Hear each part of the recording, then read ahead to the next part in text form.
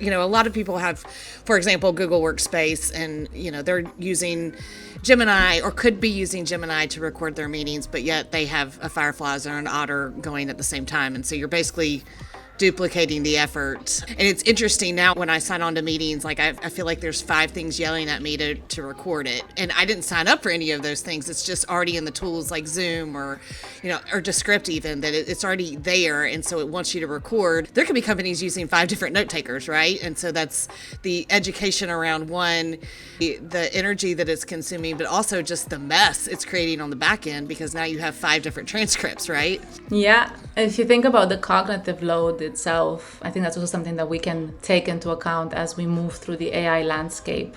And we have data that shows that with AI kind of like dropping the barrier to entry when it comes to tasks that we can do, as a sustainability professional, you can vibe code. As a marketeer, you can build apps from scratch.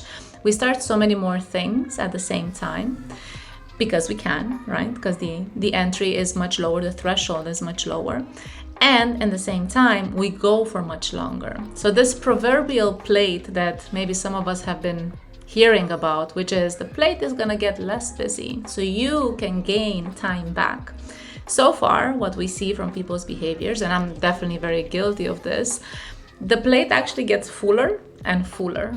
And we start conversations and projects from multiple devices. I know plenty of people who run their own projects overnight. And what that does is that it actually brings more cognitive fatigue.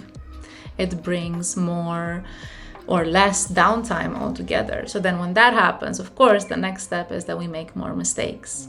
So while I understand the excitement, and I am definitely a cautiously optimistic AI evangelist or an ambassador, I do think that we have to take into account more when it comes to what is the intention behind it and what does success look like for that particular use case.